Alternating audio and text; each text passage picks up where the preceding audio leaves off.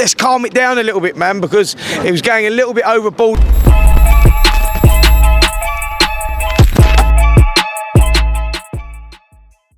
This is Jonathan Agger, 5th Pro Boxing Fans, joined by Spencer Oliver here in Poland, ahead of Usyk Dubois.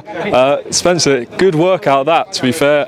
Usyk looked great. Yeah, he did, Jonathan. To be fair, mate, he looks like he's grown into a fully fledged heavyweight, didn't he? But he's still got that elusiveness, and he looked very relaxed there, man. He hadn't even had a little rave in between, didn't he, with all his mates and whatnot. But yeah, we saw Daniel Dubois before. I actually went in to see Daniel Dubois as he was sitting out the back, just to have a little chat with him about the occasion and the opportunity, more importantly. And you know, we all know he's a huge underdog, massive underdog. This will go down in history as like one of the biggest upsets. You know, you're talking about, you know, 1990 when, you know, Mike Tyson got beat by Buster Douglas. Is it as big as that, you think? Well, yeah, absolutely, mate. Like, you know, in terms of, you know, when, say, Oliver McCall beat Lennox Lewis, Hussein Rahman beat Lennox Lewis, I think that even Andy Ruiz beating Anthony Joshua.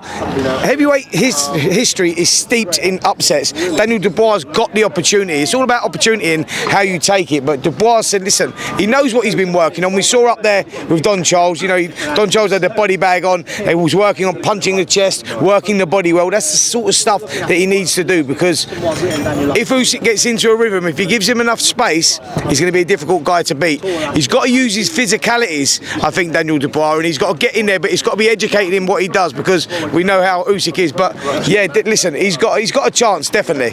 Also, I was going to say on the approach, everyone said this, for Dubois to win, this got to be in the first half of the fight. But how does he do that without, like you say, going for broke and then getting caught with something? Well, listen, when you get this sort of opportunity, you got to be willing to get knocked out to knock him out, and he's going to have to do that. He's going to have to get in the pocket. He's going to have to take chances, and that's what it is. You know, heavyweight boxing is like that. You've got to take chances, especially with someone who's as elusive as Oleksandr Usyk. He has to close a gap with his feet, but he's very heavy-handed, quick, explosive. He's only young, Daniel Dubois. You know, he's learnt from that loss to Joe Joyce, and he's got to go in there and implement the stuff he's been working on with Don Charles. You know, and they've got the secret weapon in the camp as well, which is the American trainer who used to work with Oleksandr Usyk. You know, so they've got a game plan, mate. They've got to take it there, but it's just whether he can implement that on someone like, you know, Oleksandr Usyk. Speed may be a key factor here, because Usyk definitely has the edge in speed. Do you believe Usyk when he said that he held back against Chisora?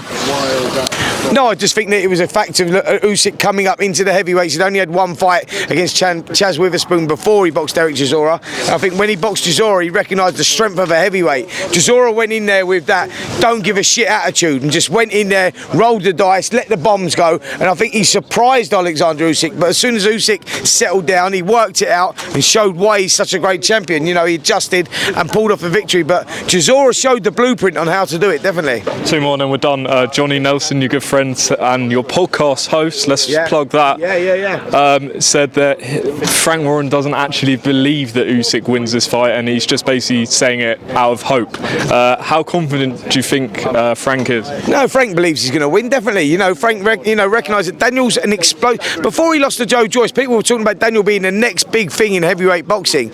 You know, one loss that can make or break a fighter. It seems to have made Daniel. He's come back, he's had 4 wins since then. Of course Frank Warren believes he's going to win. Why wouldn't you? It's his promoter. But Daniel's got a real shot here, man. It's a closer fight than what people are giving him credit for. It's not a 9-1. He's not a 9-1 outsider like the bookies have got him. You know, I think that Daniel's got a real shot. He's a live wire. That is a fact.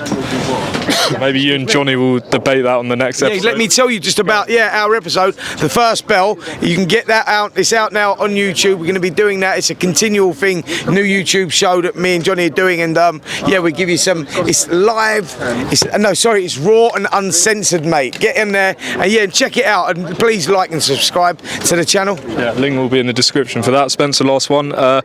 You would have seen the chaos at the KSI Tommy Fury press conference yesterday. I know John Fury's come out and apologised for his actions, but what did you make of what happened? I'm glad that John come out and apologised, actually, because he went a little bit too overboard. John's a great entertainer. He stole the show, actually, when Tommy Fury boxed Jake Paul out in Saudi. He was out there, actually, weren't you? And he was a real star of the show out there. He was great entertainment all week. It went too far the other day, though, flipping the tables and whatnot. I'm pleased he apologised the way that he did. Fair play to John for doing that. But you know what? We know what this YouTube boxing is. It's like WWE/boxing. Do you know what I I mean, slash entertainment. We know what they're doing. They're doing great. You know, they've got millions of kids that watch these people. They use boxing as the umbrella, and that will only inspire a younger generation to get into health, fitness, boxing, whatever it is. But let's calm it down a little bit, man, because it was going a little bit overboard. And I think in recent times with misfits and whatnot, we've seen the girls going at each other, fighting. They're not giving off the right, the right vibe there to the younger generation. So they need to tone it down a little bit. And I'm glad that John made the apology that he did, because it was a little bit too much. Going to give me a final prediction for Saturday's fight? Final prediction for Saturday's fight. Listen, I think that you would be stupid to go against Oleksandr Usyk, and you think, because he always finds a way to win. But I'll give Daniel a shot. I'll give Daniel a real shot. So enjoy your rest of the time in Poland. Appreciate it. Cheers, mate.